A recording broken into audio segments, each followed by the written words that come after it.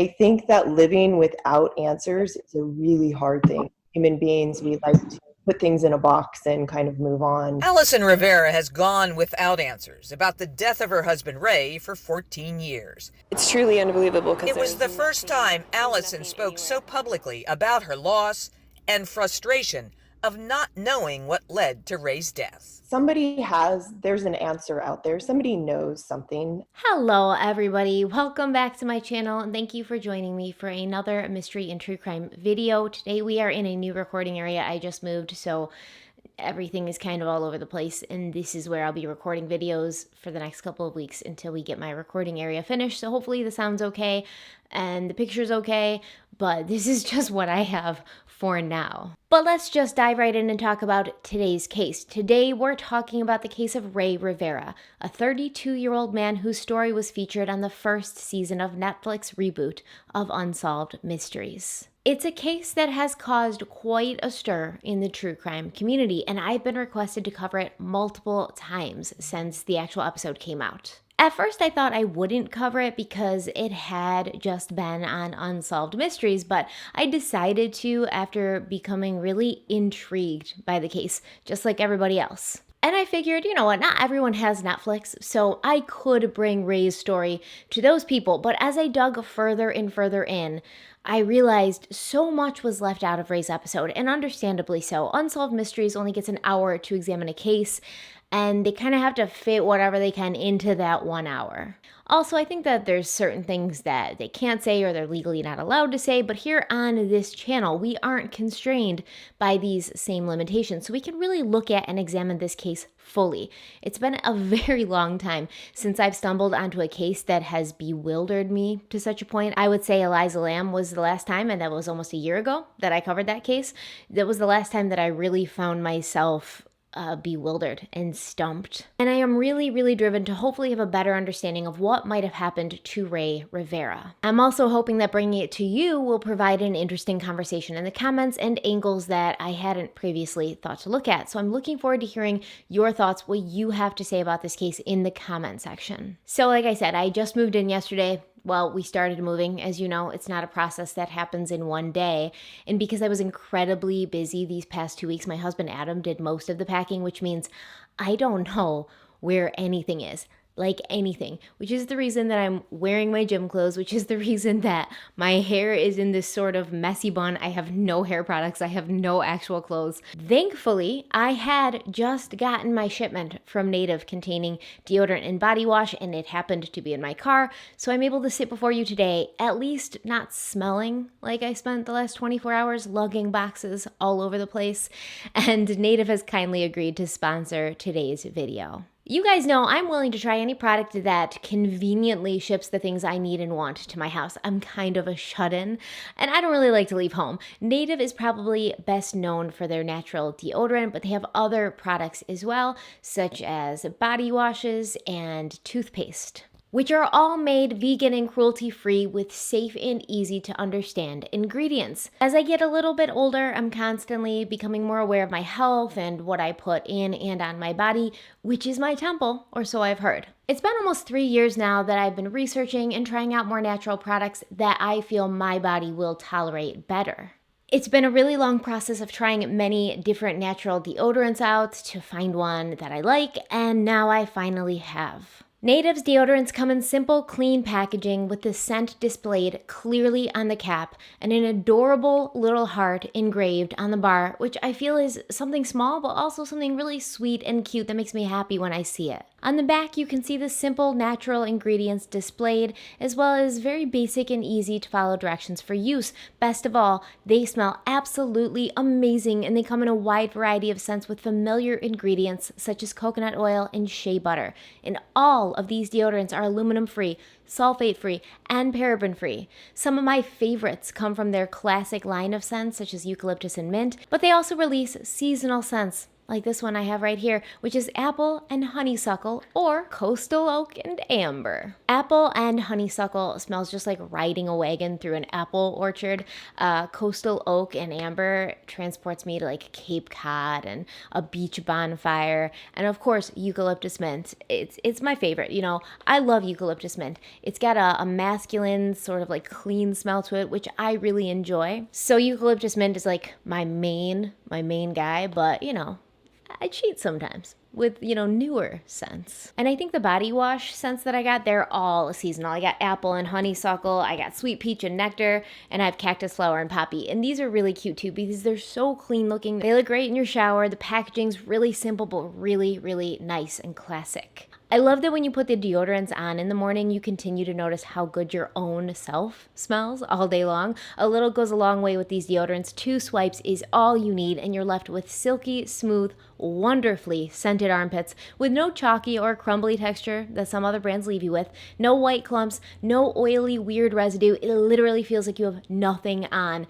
and the freshness and clean feeling will last all day long, all day, through exercise, through moving for 12 hours, through sitting in this tiny room with lights blaring on me and sweating my butt off. It will last all day. I still smell like an apple orchard because I cheated on eucalyptus and mint today, and I put on the apple and honeysuckle one. Native offers free shipping to a wide variety of countries, which I'm displaying on the screen right now. 3 deodorants are normally $36, but if you use my link in the description box and the code StephanieH2, you will get them for $24. That's 33% off plus free shipping right to your doorstep, so you don't even have to leave the house, which I really like. I really like that I don't have to leave the house. Thank you so much to Native for sponsoring this video, and let's dive right in. Rey Omar Rivera was born on June 10th, 1973 on an Air Force base in Madrid, Spain, where his father, Angel Rivera, was stationed at the time. Rey's father, Angel, and Maria had come to the United States from Puerto Rico, and their heritage and culture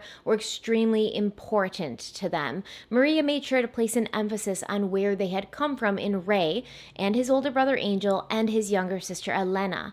Family and God were extremely important to the Rivera family, and even though, as Rey grew older, he'd become more spiritual and less religious, he never wavered from his belief that family comes first. Now, when Angel retired from the Air Force, the family moved to Winter Park, Florida, a suburb of Orlando. Even as a child, Rey had a strong and well-defined personality. He had an intense passion for learning. He was curious about everything. When he became interested in something, he couldn't rest until he had learned everything that there was to learn about it. Rey seemed to have an almost photographic memory for things that interested him. He was also naturally musical. While his younger sister took piano lessons, he would listen in, and he was able to learn to play songs on the piano by ear.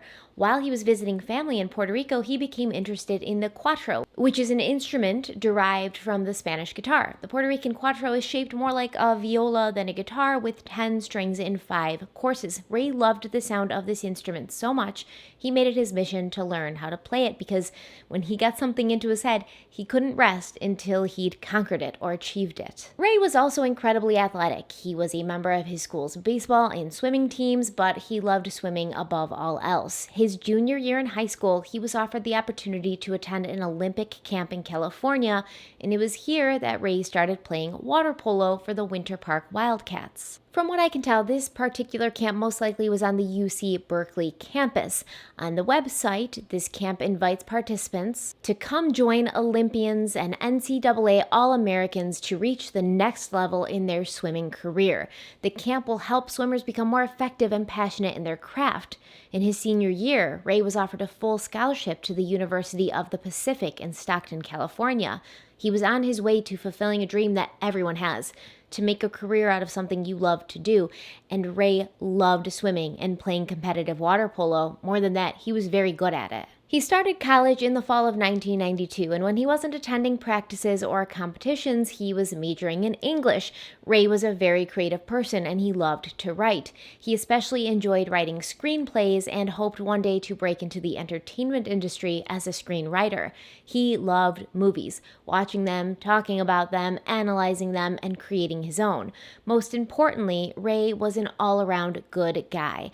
Tall, handsome, charismatic, with a kind of huge open smile that could turn anyone's bad day around. His sense of humor was well known, notorious among those who were close to him. They said that he always had a clever joke to drop, and he was always laughing and trying to make other people laugh. Rey was described as universally well-liked, sensitive, hilarious, thoughtful. One of his college swim coaches remembered Rey coming over to his house one night, and Rey decided to alphabetize his coach's records just because he thought that the coach would enjoy his collection better that way. College was a good time for Rey. He scored 100 goals for his water polo team. He worked on and honed his writing skills, and in 1994, he was chosen to compete in the Summer Olympic Festival, which was held in St. Louis, Michigan that year. The festival is an amateur multi-sport event put on by the United States Olympic Committee in the years between the Olympic Games, and it's supposed to give U.S. athletes a small taste of the real thing. That year, it took place between July 1st and the 10th, and it was a big deal for aspiring Olympians. The real Olympic Games in Atlanta was only 2 years away, and if an athlete could stand out here, they might be invited to join the U.S. Olympic team and compete in the real games. Figure skater Nancy Kerrigan and gymnast Mary Lou Retton were both success stories that emerged from previous summer festivals, and Rey hoped to join their ranks. When he graduated from college in 1996, he was hired by the Royal Spanish Swimming Federation to be a part of their water polo team. Because he already spoke Spanish, Rey earned drinking money while he was in Spain by giving English lessons. But also while he was in Spain, he got the call he'd been waiting for. Rey had been selected to be a part of the U.S. Water Polo Olympic team. So he got on a plane and he immediately flew to Los Angeles to start training. His dreams were coming true. It must have felt surreal to him. The odds of even becoming a professional athlete are slim. But being a part of the Olympic team of your country, it means you're the best of the best. In 2015, almost 400,000 athletes attempted to be chosen, but only 49 were. Unfortunately, despite all his hard work and time spent to reach this dream, Rey was cut from the team 2 weeks before they left for Atlanta. Now, it's reported that he had some sort of argument or falling out with his coach, and those close to him said it was the biggest regret of his life.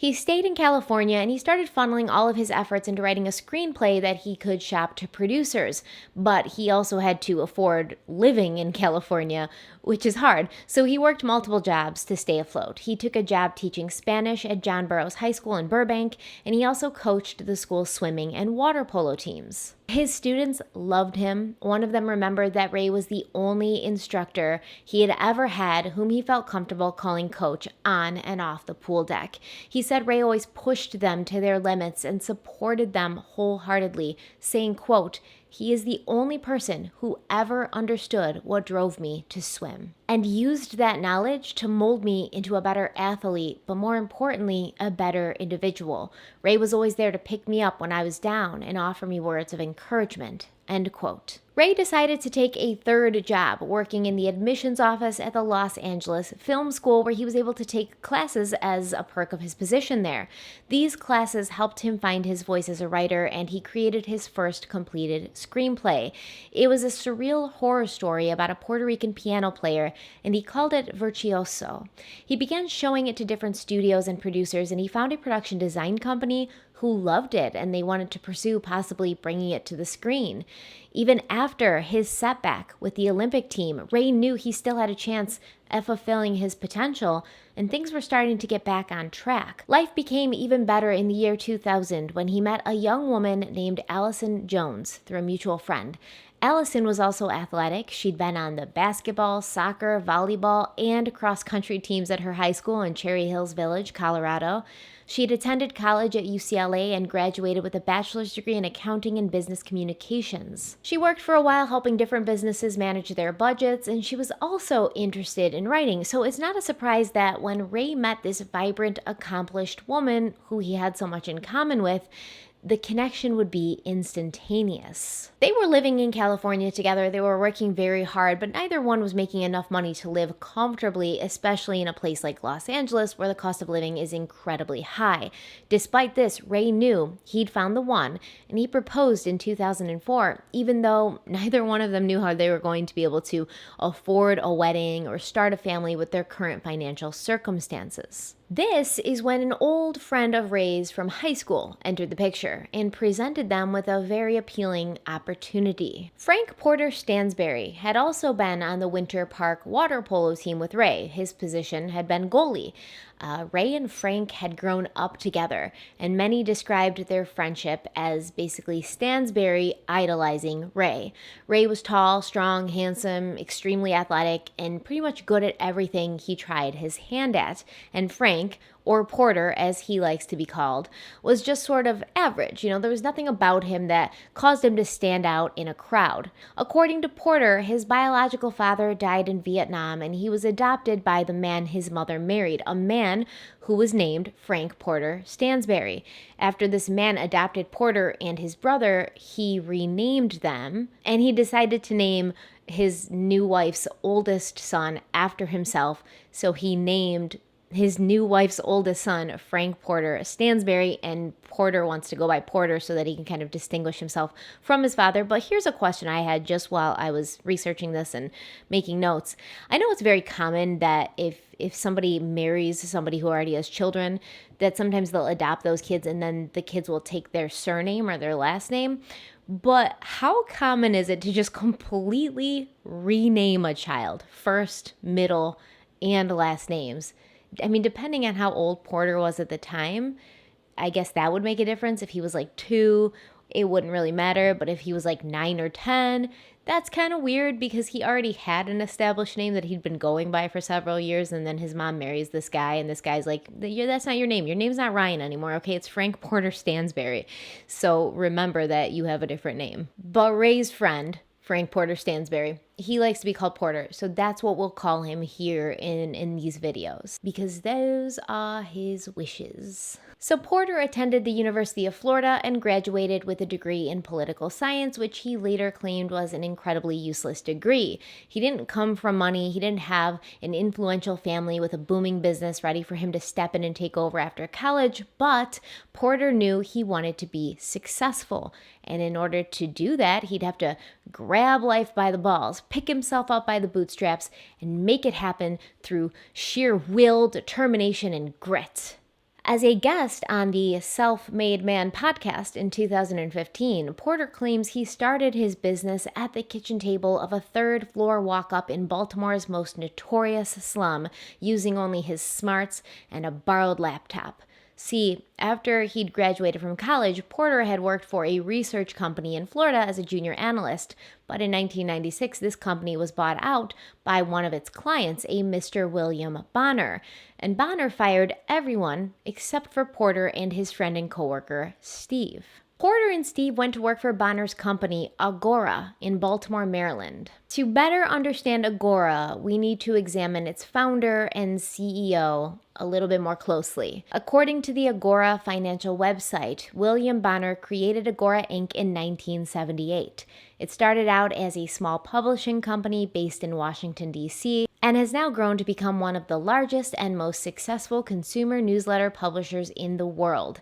Since founding Agora, Bonner has worked steadily to turn it into a mini multinational, which just basically means a small or medium-sized company that has locations and activities in more than one country. In 1978, Bill Bonner started his research firm, Agora Inc. Since then, he and his team have exposed and predicted the world's most disruptive events. Today, Bill's firm is the largest underground research network on the planet, and more people follow Agora's work every day than tune in to CNN, MSNBC, and Fox News combined. He is also the co-founder of Bonner & Partners Publishing. His newsletter, The Bill Bonner Letter, is unlike anything else published in America today. In it, he shares his best ideas, insights, and wisdom about business, relationships, investments, trends, developments, ideas, and more. Bill has started businesses all over the world. He has made investments in 5 continents. He owns and runs more than a dozen companies. He owns hundreds of acres of land. He travels well over 100,000 air miles every year. Bill also co-wrote the New York Times best-selling books, Financial Reckoning Day, and Empire of Debt. Agora currently has publishing offices in 8 different countries on 6 different continents. From what I can tell, Bonner attended Georgetown University Law School before working at the National Taxpayers Union, which is a conservative advocacy group that works to show American taxpayers how taxes, government spending, and regulations affect them. So we sort of see the foundation to what Bill Bonner believes. His political alliances and the things that may have influenced him to start a company that would go on to send out newsletters on money management, stocks, and ways to hide your money from the government so you don't get taxed on it. I get a heavy libertarian vibes from Bonner, his company, and the people that ended up working for him. Libertarians aren't necessarily against taxation. It's more that they're fundamentally opposed to government forcing the public to pay taxes. So basically, they believe that if you want to pay taxes, you should be able to, but if you don't want to pay taxes, you shouldn't be forced to. I think all of us kind of feel that way sometimes, but at the same time, we know realistically that would never work. Bonner started off with one flagship publication in 1979 called International Living, a newsletter sent out monthly that gave its subscribers details on the best places in the world to live, retire, travel, and invest. Bonner himself was a big advocate of owning properties in different countries. He was the proud owner of 2 chateaux in France and a ranch in Argentina. It seems like Bill Bonner was really big on making a lot of money and keeping as much of it as he possibly could, which I'm not saying is wrong or makes him a bad person. Absolutely not. Go secure that bag, Bill Bonner. Get your coin. Whatever, you need to do to feel financially stable, you do what you got to do. I'm just saying that's the impression I get from him. But I do need to be honest with you all about my general sentiment on what Agora and its subsidiaries were best at doing. And this is just my opinion, okay? I'm not telling you this is the truth. I'm not telling you that I know this to be a fact. This is the feeling I get and my personal opinion. It all feels very pyramid schemy and scamish to me, and I'm going to explain why. Porter Stansberry only worked for Agora for 2 years before he was fired for insubordination. Apparently, he didn't do very well with authority.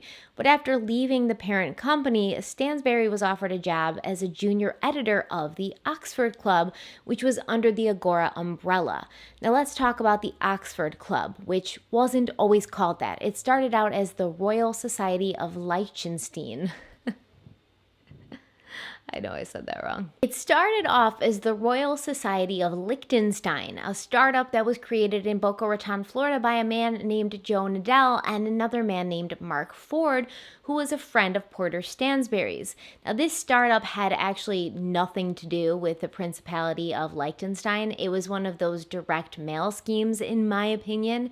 They used these secret spy inspector gadget tactics, sending mass mailings out to people with this included cassette tape that the recipients would play, and on the tape they would hear this man with a British accent who would tell them he was part of a unique and secret society whose purpose was to amass substantial wealth for its members. This man would tell the listener that if they were interested in joining the society, they needed to send an application and a check for $100 to a Zurich address, ending the recording with the instruction to please destroy this tape now. The man on the tape said that if you were receiving this, it was because your name had been chosen from a select group of active investors and financial experts for an invitation to membership into what was fast becoming the world's most exclusive investment organization. And just like Fight Club, the one rule about the Royal Society of Liechtenstein was you couldn't talk about it. You couldn't tell anyone about this super secret, super exclusive group that wanted to make you a millionaire.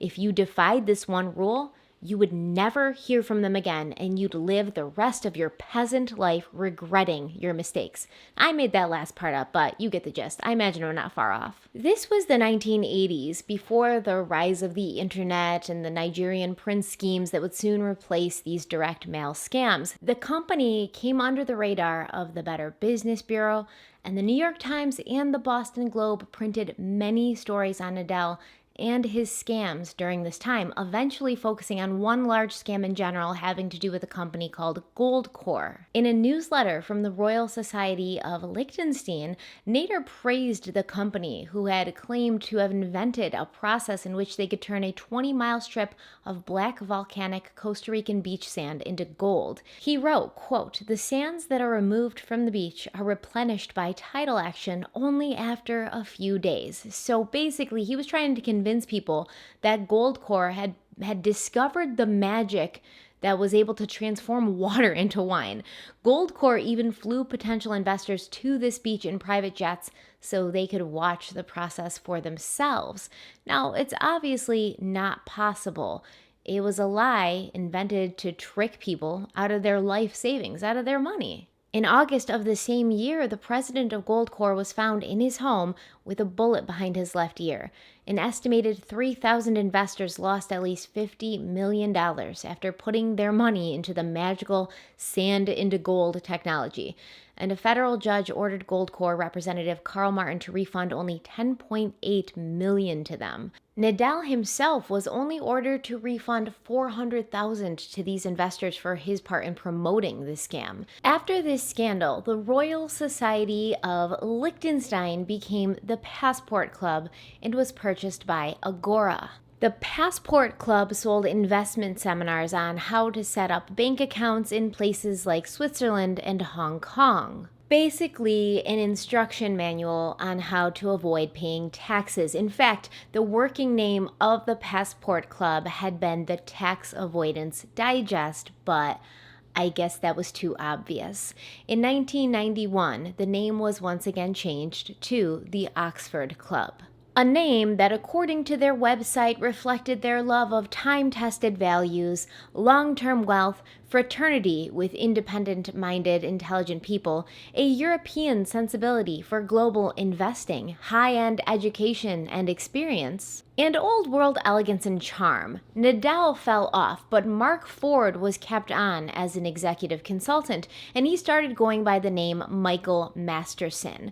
Mark Ford was not only Porter's friend and the person who brought him into the Oxford Club circle, he was Porter's mentor, someone that Porter looked up to and wanted to learn from. Now, for obvious legal reasons, I want to tell you that I am in no way suggesting the Oxford Club retained any of the old scam artist techniques from its predecessor, the Royal Society of Liechtenstein. It's very common for companies to be bought and then changed completely, and I'm sure that's what happened here. There's no evidence that the Oxford Club has done anything illegal. Just saying. After a year with the Oxford Club, Porter was given permission to strike out on his own and launch his own Agora subsidiary, which he initially called Pirate Investor LLC. It was promoted as a subscription-based publisher of financial information and software, serving millions of investors around the world. Porter prided himself on hiring based on character and gumption. He wasn't interested in bringing on employees who had the best education or the most experience. He wanted people to work for him who had common sense and were fun to be around, even if they had no knowledge of money management whatsoever. So he basically just called a bunch of his friends from high school and offered them jobs. However, in May of 2002, Porter sent out a super insider tip to his subscribers using the alias J. McDaniel. It was essentially a teaser telling people that he had inside information that a stock in a specific company was about to skyrocket. And if they wanted the name of the company and the details, they'd have to pay an additional $1,000 on top of what they were already paying to receive the monthly newsletter. And then they would get a separate email with all these details, and then they could do with that whatever they wanted. 800,000 people were sent this email, and 1,217 people paid the $1,000 so that they could get the information to purchase the stocks. It is reported that Pirate Investor LLC made over $1.2 million from this one email, 200,000 of which went into Porter Stansberry's own pockets. In an internal company memo, Porter told his employees, quote, "If we are able to sell this to 250 people and it works, we'll be able to charge almost whatever we want next time," end quote. The insider tip did not pan out, however, and investors lost a lot of money bringing their complaints to the SEC, who filed a lawsuit charging Porter and his company with securities fraud in 2003. This was the company that Porter Stansberry created at his kitchen table using a borrowed laptop, the one that made him a self-made man and catapulted him into greatness and unimaginable wealth. We're here to talk about a really crass subject that's very impolite, and that's money. And I don't know about you, but when I was growing up, we didn't talk about money, and we didn't like to be around people who talked about money. So for the next, 3 days, we're going to be sitting here talking about money. And it's a little unpleasant, I think. And I think there's something very ironic about it, too, which is that I would be willing to bet that everybody in this room already has enough money. You don't really need any more money. You don't really need to live that lifestyle. You could dial things back and not worry about money ever again. But we all do. We all want more of it. Isn't that interesting? So before we get down in the cesspool and I tell you, where the risks to your money are and what you should do about it and ways to make money, I at least want to start with a little bit about who we are, where we come from, and how all this happened. Hey, how are you? I'm Bill Valentine. Today's Friday, March 18th, and I want to talk about a guy named Porter Stansberry and a video he's put out on the internet to scare you and drive you to buy newsletters from him. In regular places all over America, the lights are going out. No, I don't mean street lights or any other kind of electronic gizmo. I'm talking about a different kind of light, a vastly more important kind of light. I'm talking about the kind of light that comes from within you. I'm talking about how, all over the country, Americans are losing hope in our most basic social agreements. I've never seen this idea discussed in any other publication or financial research paper, but it's this change that worries me the most about our country today. I take great exception to the use and the tone of this video, and so I want to share a few ideas with you about how you should view this information. If you haven't seen it, you can find the video easy enough. Google Porter Stansberry. It's out there. It's about an hour long, and originally I actually was going to dissect it and do point-counterpoint through the whole hour-long video of his, but it doesn't even rise to the level of empiricism that denotes that kind of a response. These ideas are all the result of the lights that are going out inside people all around our country. And there's a reason it's happening, which very few people understand. But there's a reason so many Americans are losing hope, losing their sense of independence, and losing their dignity.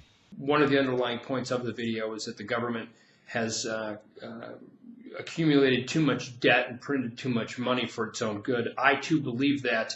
Where we differ is Mr. Stansberry is trying to convince you that this in the next 12 to 18 months leads to nothing short of a complete societal breakdown in the United States, where you're going to need 6 months of food, water, and rations for yourself. Martial law will be declared, riots, the government turning its back on its citizens and confiscating all of our property. I think you need to consider the source. You need to spend a little time investigating just who Porter Stansberry is. I can tell you within the investment community, he's nobody of standing. He's a newsletter writer who's run afoul with the law in the past. He's been fined by the SEC for his behaviors, and he's been at this business for some time. Stansberry's point is to sell you newsletters. He apparently makes an extraordinary living selling newsletters using the oldest tool known to investment scammers, which is fear. And, for, in one case, a $5,000 annual subscription, you too can be party to the investment secrets, which basically are buy precious metals, own farmland, and, oh, by the way, sell put options. That's his great stock strategy. Don't pay any attention to this video. It is not based in realism. And you need to just understand what you're looking at when you're looking at this. And when Porter reached out to Rey Rivera in 2004, offering him a job as a writer at this financial newsletter, offering him this same potential money and success, It just so happened that it was perfect timing for this kind of offer. Rey and Alison had just gotten engaged. They wanted to buy a home. They wanted to start a family. They wanted to have a life. He wanted to, give her the wedding of her dreams. To do that, they needed more money than they had, more than they were making. At first, Porter wanted Rey's help for a small project that would keep him in Baltimore for only 30 days or so. And there was no reason to uproot Alison from her job for such a small time period, so Rey went out there alone, and he stayed at the Peabody Hotel, which was about a mile north of Agora headquarters in the Mount Vernon area of Baltimore. The headquarters of Agora and its subsidiaries are made up of several old mansions that William Bonner had purchased and then refurbished. At that time, there were 4 locations: the former Marburg Mansion at 14 West Mount Vernon Place, the former Christian Science Building located at 702 Cathedral Street, the former headquarters of the Episcopal Diocese of Maryland located at 105 West Monument Street, and the former Grand Lodge of the Order of the Sons of Italy located at 808 St. Paul Street. Now that last address, that last building, was where the main company, Agora, was housed, and the other buildings held many of its 60 subsidiaries. Rey didn't know anything about money management, stocks, bonds, etc. In fact, he was notoriously bad with money. Alison claimed that for most of his life, he'd only used cash to purchase what he needed. And it's pretty hard when you're using cash only to kind of spend money you don't have, right? But just recently, he'd gotten his first credit card, and she thought this made him feel as if he could spend more, which he did. He ended up taking the job with Porter, thinking it would be short-term and a quick influx of cash to help him pay for a dream wedding where he'd finally get to marry the woman of his dreams, but the project turned into more work than he'd originally thought, and 30 days turned into 90 days. He made an effort to fly back and see Alison in LA once a month, and she would come visit him in Baltimore when she could get time away from her own job, which had her traveling around the country quite a bit as well. But for a newly engaged couple who loved each other as much as Alison and Rey did, being apart was difficult. Additionally, a normally social Rey was having a hard time making friends in Baltimore. He was familiar with most of the people who worked at the Oxford Club and Agora in general, since a few of them had actually gone to high school with him and Porter. But Rey didn't feel that he and these people had all that much in common besides a history. Rey and Alison were very family-focused and politically left-leaning, while his co-workers seemed kind of obsessed with money, image, living the life, fast cars, private planes, cigars. Although Rey was in Baltimore for the money, he wasn't there to get rich. He just wanted to make enough to provide Alison with a nice life and a wedding she would never forget. Rey did meet one friend that he would have while he was in Baltimore, and he actually met her on a return flight from LA to Baltimore. Her name was Cynthia. She was sitting next to him on the plane, and they began talking, and they discovered that they kind of lived in the same city. They had a lot of things in common. They had both lived in the same cities previous. They both loved to travel.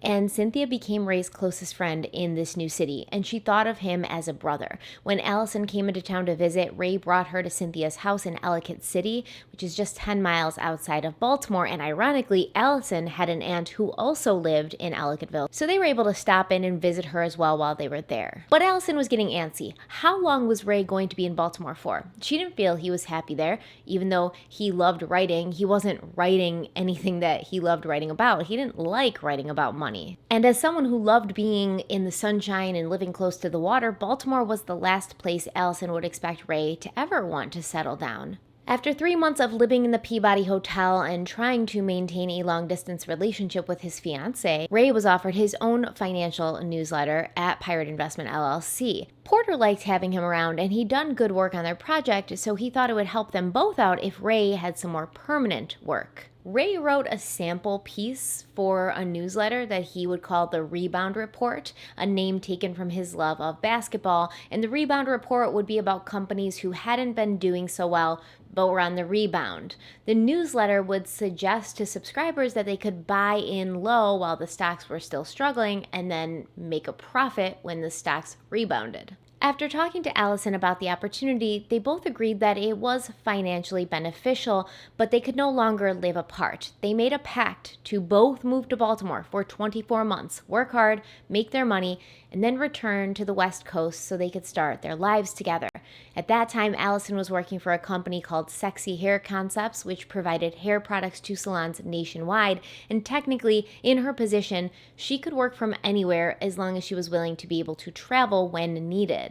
Alison packed up their things in California and then got on a plane with the belief that this would be a short-term thing, that in 2 years or less, she and Ray would be getting back on that plane and flying back to California together to finally start their lives. Within 2 years, they'd be going back to the place they called home together. But that was not to be. When Alison arrived in Baltimore, Ray left the Peabody Hotel and they both moved in with Porter Stansberry, who was living by the waterfront in Canton at that time. This only worked for a short time because it wasn't like a huge place, it wasn't a big house, and obviously these are two people who haven't seen each other and been together regularly for quite some time, so they're gonna want their privacy, they're gonna want a little alone time. They stayed with Alison's aunt in Ellicottville while they looked for their own place, which they did find at the end of December 2004. It was a gorgeous Tudor-style home in original Northwood, a quiet residential neighborhood about 20 minutes away from the center city. At this time, Ray must have been seeing the fruits of his labor pay off because they purchased the 4-bedroom townhouse for $280,000. For their first home purchase together, it was ambitious. It's a big house. It's a lot of money to pay for a house, but they felt it was their own sanctuary in a city that they didn't really want to be in, that they didn't feel like they really belonged, and they didn't really want to belong there either. Ray started writing the Rebound Report weekly, and Alison could see his frustration and disenchantment build as time went on. This job was a means to an end, a way to make some money during normal business hours while still giving Ray a chance to pursue his real passion of writing a screenplay. But some of us may know very well that carrying on a career in something that not only holds no interest for you, but also goes against the grain of your internal values, it can be torture. Ray was well aware that he probably wasn't the best person to be giving financial advice to others. He felt guilty that his tips might not pan out and people would lose money because of what he told them to do. Eventually, he began to dread writing the Rebound Report every week. Alison watched her normally happy, laid-back husband become tense and withdrawn. He'd already been there in Baltimore alone for 3 months. He had no family ties there and very few close relationships, so a feeling of isolation and displacement had most likely already settled in by the time Alison joined him. Ray would come home from work clearly stressed out, and he'd have trouble falling asleep, so he'd stay up all night playing video games. But once Alison arrived, and they were living together in their beautiful home, Ray began to loosen up. He began to relax a little bit. Things were made even better when he and Alison began attending the Church of St. Mary Assumption on York Street, just a mile from their home. As I stated previously, although Ray and Alison were both raised Catholic, neither of them considered themselves to be devoutly religious. It was more that they appreciated the community aspect of having a congregation. Here, they were welcomed with open arms, and they began to develop some connections and relationships. Ray also became more settled when he began joining informal water polo matches every week at the U.S. Naval Academy in Annapolis. His skill was recognized, and he began talking to the coach of the Johns Hopkins Blue Jays. But this coach invited Ray to come on as an assistant coach. The team hadn't been doing great, and someone with Ray's experience might make a difference. Now, Ray loved coaching this team. His passion and good heart showed to each and every player, and they responded to his tactics, going on to place first at the end of season national ranking. Things in Baltimore were getting better for Ray, and having a few outlets allowed his creativity to spark again. He started working on a new screenplay about a Latino water polo player who makes it into the Olympics that he called Midnight Polo. Even though there was good things about being in Baltimore, Ray still didn't like his job with Agora. He and his coworkers had different goals in life. After work, all they wanted to do was go out for martinis and dinners at fancy restaurants, smoke their cigars, and pat each other on the backs for all the money that they were making. And all Ray really wanted to do was go home to his future wife. He began planning a way he could start his own company doing freelance video work so that he could quit writing the Rebound Report. On June 11th, 2005, he traveled to Vancouver to attend Agora's annual conference. Those who were with him that weekend said he was in unusually good spirits, much more social and talkative. Now, if you were a close friend or a family member of Rey, you would say he's always social and outgoing and in good spirits and talkative. But he had become, like I said, more withdrawn, more pulled back, less himself. And at this point, Rey had already mentally decided to quit the company. So most likely he felt a weight had been lifted off him and he was able to be more himself and he could just be there and enjoy himself instead of thinking about how much he hated working for the company. The next month, Rey told his old friend Porter that he was going to be leaving Pirate Investor Inc. Porter wasn't upset or even surprised. It hadn't been a huge secret that Rey had felt out of his element writing financial newsletters, and Porter told him that he would hire his new company to do video freelance work for Agora and Pirate in the Oxford Club. That same month, Rey and Alison took a $15,000 cash advance out on her credit card to buy video equipment so that Rey could start his own company that he called Saba Productions.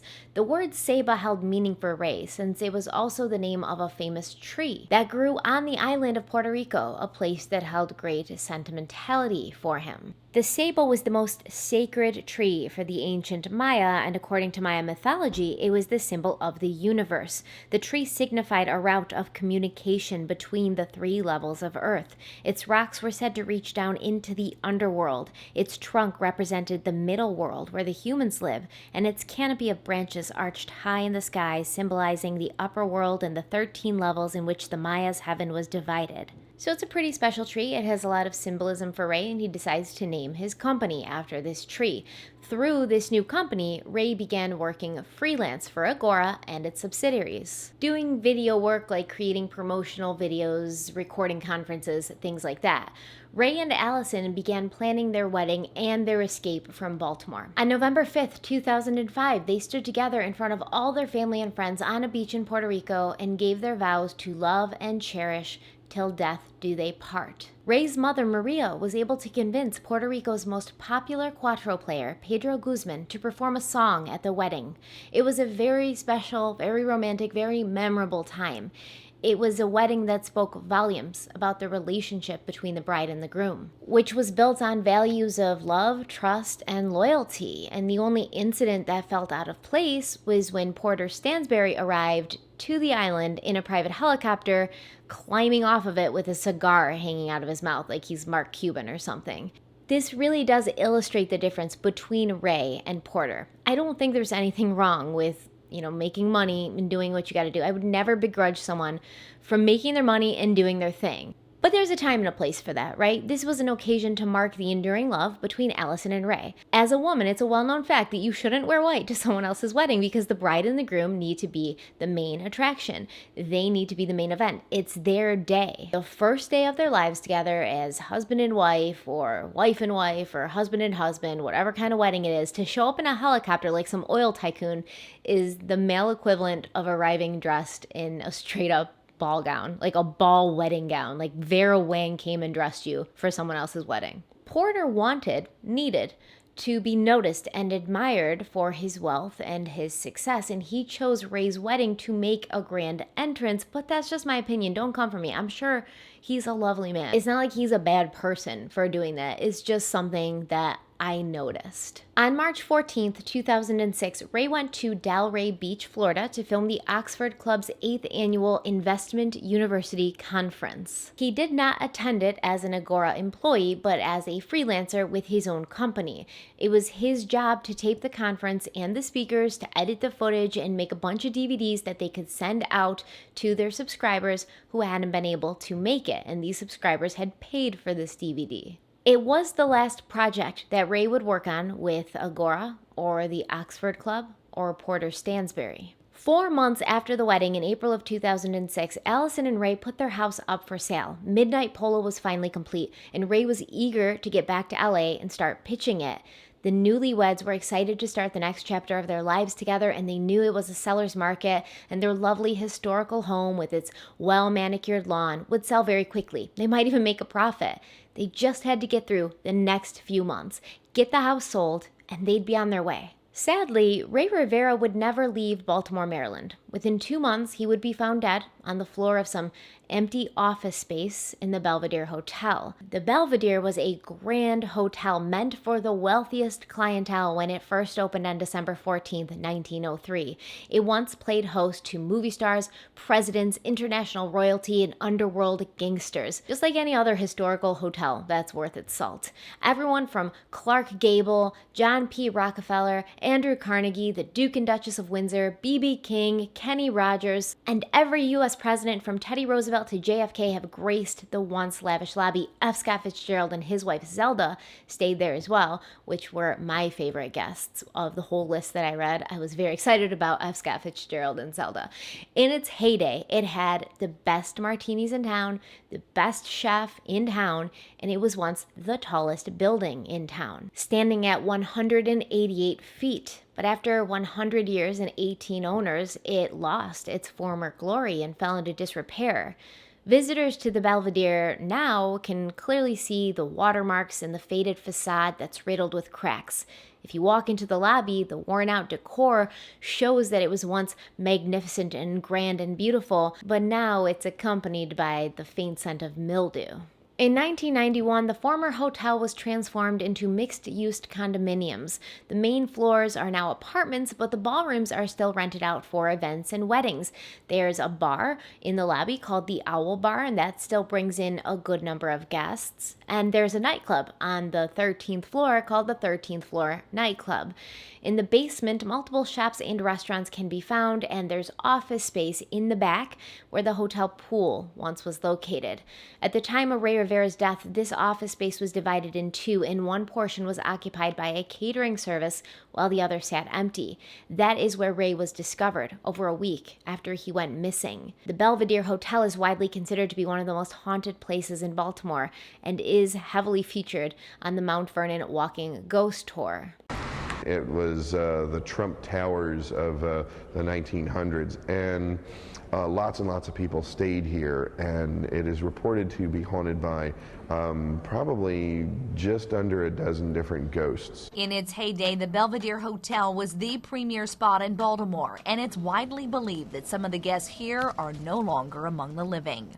This is reportedly very haunted. Brandon Welch is a tour guide with Baltimore Ghost Tours and says the stories here are numerous, like a woman who saw a spirit in the Owl Bar. She came in one morning early to the Owl Bar on the first floor and saw a little old man standing in the corner, and he was kind of surprised when she walked into the empty bar, and she said then he turned and walked right straight through a door.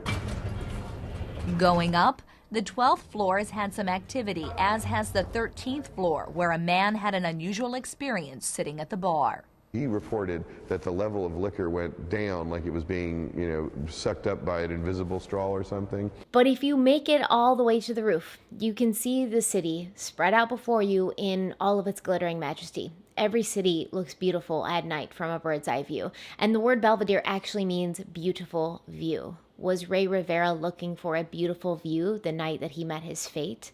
That's what we'll discuss in part 2. When we go over the weeks leading up to his disappearance, the search for a missing man that had only been married 7 months and was looking forward to a fresh start, we'll talk about the mysterious events that surrounded his disappearance and eventual death.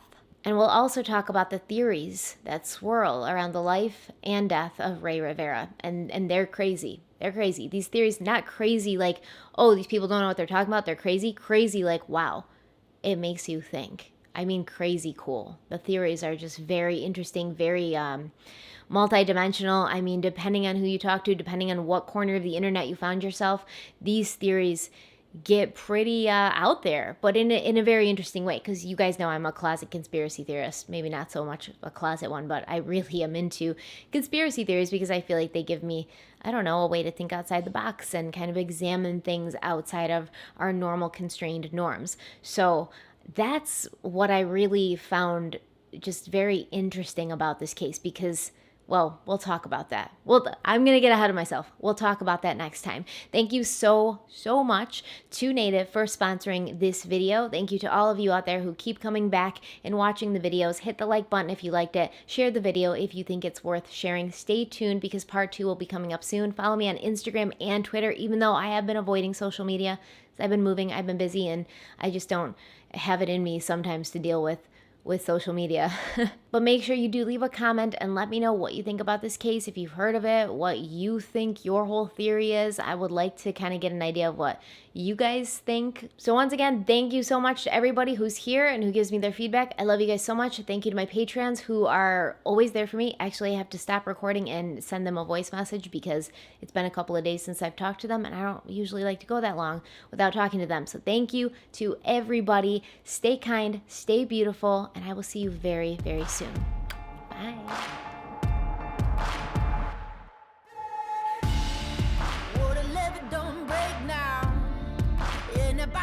Straight down, and that river runs deep, the mountains get steep, and the voices getting too loud. All these feelings I've buried, it's looking like a cemetery. They're coming back from the grave, calling out my name, better say a Hail Mary. Well, you don't know how deep it goes until it's getting you slowly. So you got to let it go.